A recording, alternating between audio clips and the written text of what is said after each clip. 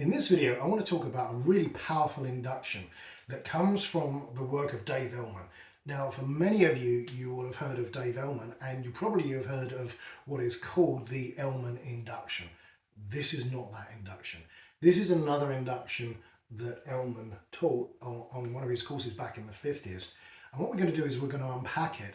And what I want you to really get is the structure behind it.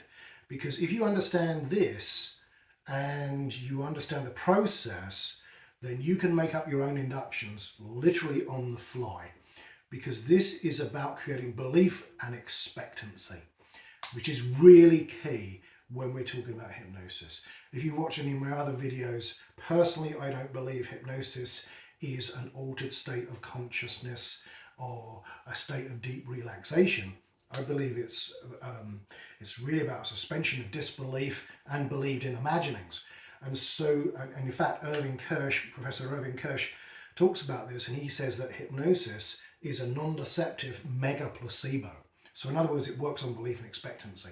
And this is the perfect example of this, because if you understand suggestion, then there's no way you can't hypnotize someone in that right context. So let's have a look at the induction itself. Now, this is a transcript directly from Elman's own words. And he says, in a moment, I'm going to take 3 puffs on this cigarette.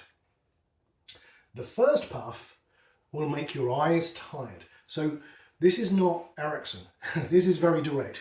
The first puff will make your eyes tired, right? The second puff will make those eyes so tired that they want to close. On the third puff, you will close them and you will find you won't be able to open them. Want that to happen, expect that to happen, and watch it happen. Now, for those of you who trained with Jerry Kine, you'll have heard that phrase a number of times, because Jerry used to use this in a lot of his inductions.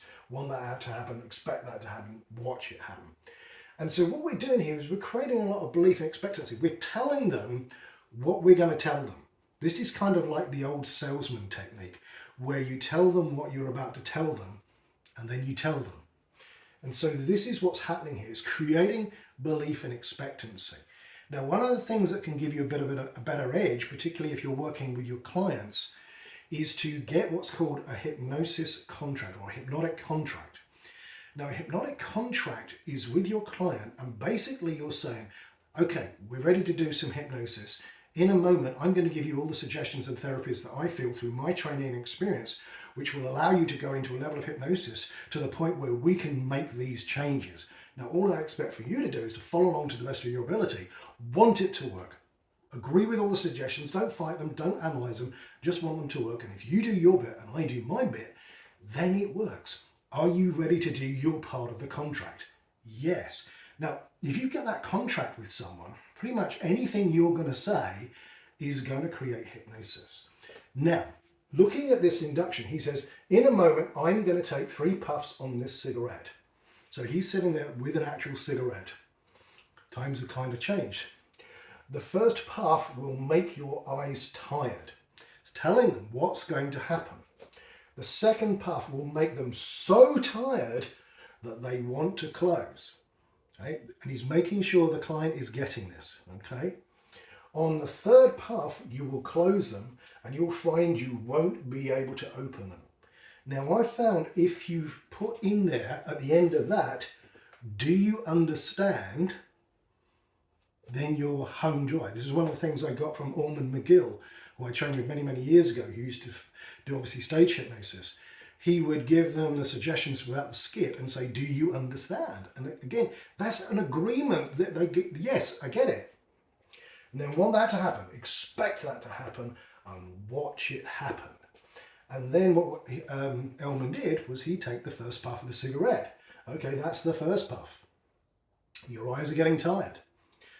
Takes the second puff. They're becoming so tired now, they want to close. Then he takes the third puff. They close their eyes, and he says, now you'll find this relaxed so much, you won't be able to open them.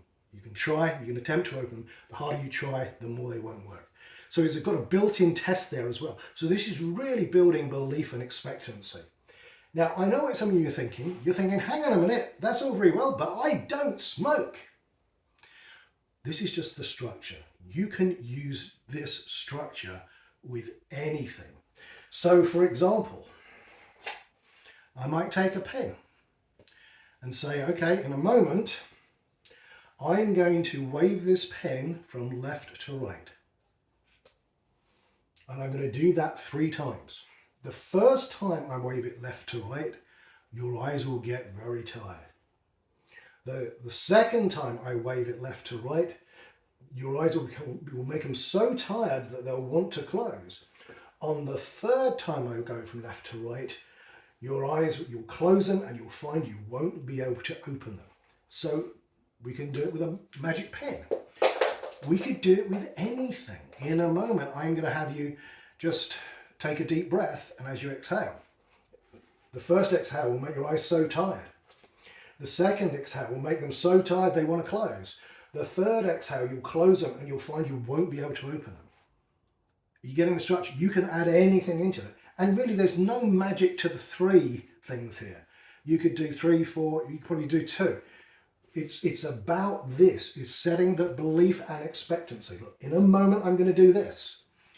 This is, if you look at Elman's work, he often will say, in a moment, I'm going to do this, then you're going to do that. For those of you who studied NLP, you can get the language structure of that. In a moment, this, then that, right? So what's going on here is creating belief and expectancy. It's creating a complex equivalence and a cause and effect. So this is such a great way of working. So just think about how you could use this in different scenarios. You know, obviously you're probably not smoking, and you're probably not going to smoke in your therapy session, but you could do it with a cup of tea. In a moment, I'm going to take 3 sips of my tea. The first sip will make your eyes so tired. The second sip will make them so tired that they'll want to close. On the third sip, you will close them and you'll find you won't be able to open them. Anything.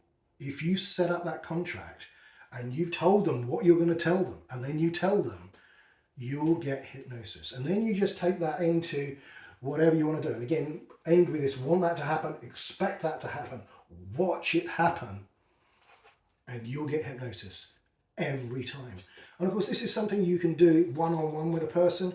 You can do this for those of you who do stage hypnosis or street hypnosis.